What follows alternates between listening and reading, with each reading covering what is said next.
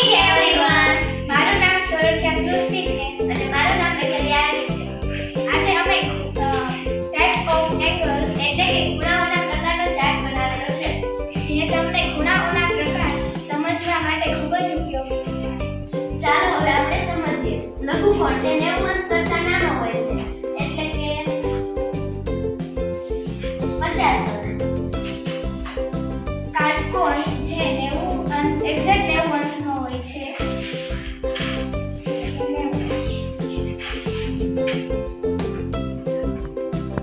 L આકારનો હોય છે.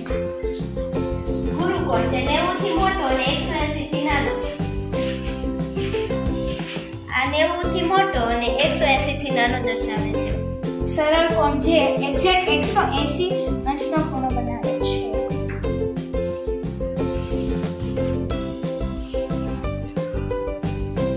પ્રતિબિંબ કોણ 180 થી મોટો અને 360 થી નાનો ખૂણો.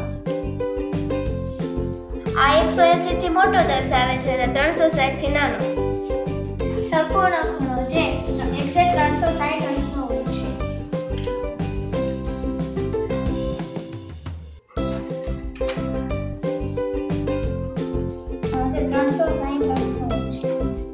આશા રાખીએ છીએ કે તમને આ ખૂણાના પ્રકારનો ચાર્ટ ઉપયોગમાં લાગશે. Thank you. હેલો એવરીવન, મારું નામ શિકાળા હેટા છે અને આજે મેં ફ્રેક્શન એટલે કે અપૂર્ણાંકનો ચાર્ટ બનાવેલો છે. અપૂર્ણાંક એટલે અપૂર્ણ પ્લસ આંક જે પૂર્ણ નથી. અપૂર્ણાંક એ સમગ્ર સમૂહ અથવા પ્રદેશનો એક ભાગ દર્શાવે છે. તેને અંશ અને છેદ તરીકે લખવામાં આવે છે. અંશ એટલે છાयांकित અથવા ગણતરી કરેલો ભાગ. છેદ એટલે કુલ સમાન ભાગ. દાખલા તરીકે 1/4 તેમાં 1 અંશ છે અને 4 છેદ છે.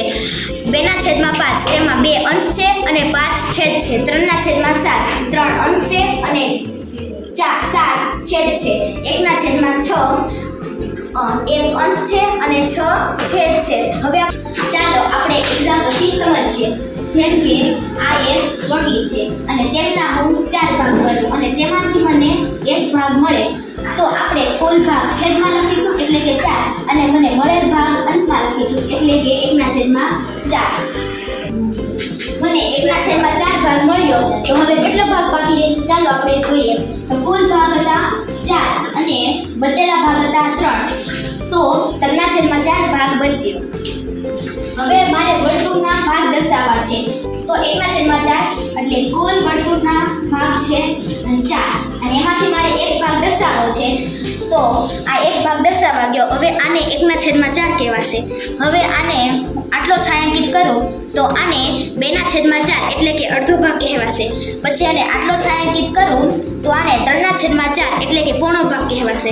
અને પછી હું તેને આખો છાयांकित કરી નાખું તો એને આખો ભાગ કહેવાશે સંપૂર્ણ. હવે મારે 3/8 ભાગ દર્શાવવા છે, તો કેવી રીતે દર્શાવીશ ચાલો આપણે જોઈએ. તો પહેલા આના 1 સરખા 8 ભાગ. હવે 8 ભાગ થઈ ગયા. હવે આમાંથી આપણે 3/8 દર્શાવવા છે, તો આપણે 3 ભાગ છાयांकित કરીશું. 1 2 ને 3. તો આને 3/8 એમ દર્શાવાય. આ પીસા છે અને તેના 2 સરખા ભાગ કરેલા છે. મને તેમાંથી એક ભાગ મળ્યો, તેને 1/2 દર્શાવવા છે. પછી આ પીઝામાં 3 સરખા ભાગ કરેલા છે અને મને તેમાંથી એક ભાગ મળ્યો, તો તેને 1/3 દર્શાવવા છે. અને આમાં 4 ભાગ છે, તેમાંથી મને એક ભાગ મળ્યો, તો તેને 1/4 દર્શાવવા છે. પછી 5 ભાગમાંથી મને પાછો એક ભાગ મળ્યો, તો તેને 1/5 એમ દર્શાવાય. પછી 6 ભાગ છે અને તેમાંથી મને એક ભાગ મળ્યો, તેથી તેને 1/6 દર્શાવાય. પછી કુલ 7 ભાગ છે અને તેમાંથી મને એક ભાગ મળ્યો, તો તેને 1/7 દર્શાવાશે.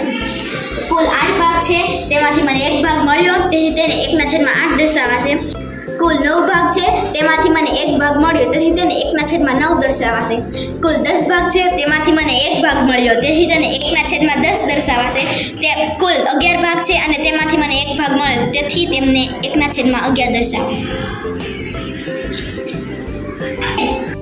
તો ફ્રેન્ડ્સ, આ હતી ફ્રેક્શન એટલે કે અપૂર્ણાંક વિશેની બેઝિક માહિતી.